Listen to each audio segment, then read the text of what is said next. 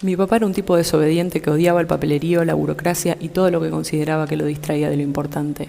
Por eso tengo la teoría de que después de nacer pasé varias horas sin tener nombre. Porque es muy forzado para la trama que después de una cesárea que duró horas, mi papá saliera corriendo al registro civil a inscribir en un papel la llegada de su cuarta hija. Al principio iba a ser Lucía, pero mi papá lo descartó porque Lucía es un verbo en pasado que describe algo que se lució, pero que ya no se luce más. Entonces me pusieron Candela, que es la que da luz. Mi papá fue un tipo que hizo poesía hasta de los mandatos. Escribió sobre sus hijos, su sueño de pareja y sus padres, sobre todo su padre. Porque mi papá era un tipo desobediente, pero a su papá le hizo caso toda la vida. A veces fruto de su admiración inconmensurable, a veces fruto del deber que tenía inoculado y del que no siempre fue consciente. ¿Acaso puede alguien saber que obedece cuando está obedeciendo? No hablo de escenarios laborales ni extorsivos, hablo de adultos haciendo cosas creyendo que las eligen. Mi papá estudió ingeniería civil igual que su padre, y aparentemente fue muy bueno porque se recibió en 4 años. Es un dato que completo pero que no puedo saber con certeza porque cuando yo nací ya se dedicaba por completo a su vocación docente. Mi papá creía y creaba docencia, amaba con profunda honestidad la universidad pública.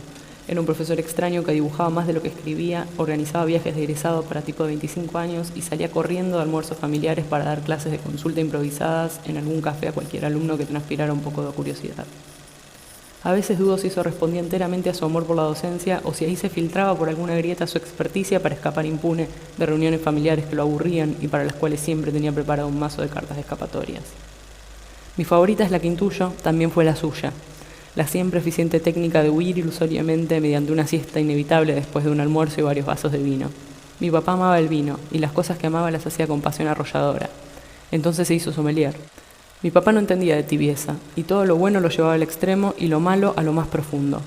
Creo que el vino también lo heredó de su papá, pero tampoco tengo certeza, porque yo a mi abuelo lo conocí poco. Entonces me armo estas ficciones que ayudan a armar el rompecabezas de quién fue mi papá hoy, cuando ya no puedo hacerle preguntas.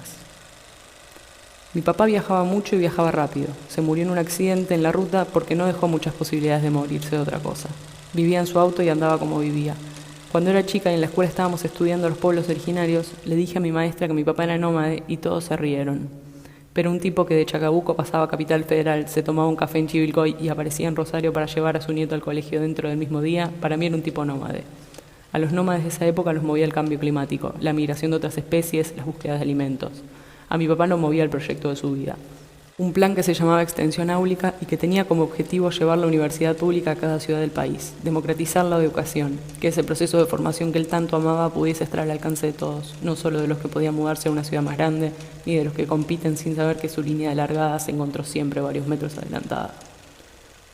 Tuvo varias conquistas, algunos de esos centros universitarios que lo desvelaban en vida hoy llevan su nombre. Creo que es su mejor legado y el motivo central por el cual a su velorio asistieron más de 100 personas. El otro motivo es que mi papá no podía conocer gente sin entrometerse hasta el fondo. Era insoportablemente metido. Se comprometía con problemas ajenos y usurpaba espacios donde antes estaba solo. Su mayor defecto y su mejor virtud, estar ahí todo el tiempo. Mi papá me compartió gustos bastante exóticos. Nos dejó torres de papeles, libros y apuntes hasta de su paso por el secundario, porque nunca logró desprenderse de nada que lo haya conmovido, así sea remotamente. También me regaló años de terapia. Fue un tipo que no pasó desapercibido y eso a veces es una carga con la que es difícil lidiar. Fue amado por sus amigos, sus esposas, sus padres, sus hijos, sus nietos. Fue padre de mucha gente con la que no compartió vínculo sanguíneo, lo cual significó que mis hermanos y yo tuvimos que compartirlo más de lo que hubiésemos querido. Mi papá hizo lo que se le dio la gana, vivió como quiso y murió como sé que hubiese elegido. Porque antes de este tiempo de relatos ficticios que rellenan los espacios que no llegué a conocer a mi papá, nos hacíamos preguntas cuando viajábamos en auto. A veces pienso que lo elegía un poco, que estaba preparado, pero también creo que esa pose de experticia frente a la muerte, esa falsa sabiduría, es un intento desesperado y muy soberbio de luchar contra la angustia. Mi papá hizo lo que quiso en todo, excepto frente a su padre. Con mi abuelo era obediente, siempre le hizo caso. Por eso esta semana me propuse imitar su letra. Agarré cartas escritas por mi abuelo y practiqué. Le voy a mandar una carta a mi papá. Se la voy a dejar escrita sobre la mesa de la cocina, donde dejaba él siempre las notas. Le voy a dejar una carta con la letra de mi abuelo que diga que es urgente, que tiene que volver ya.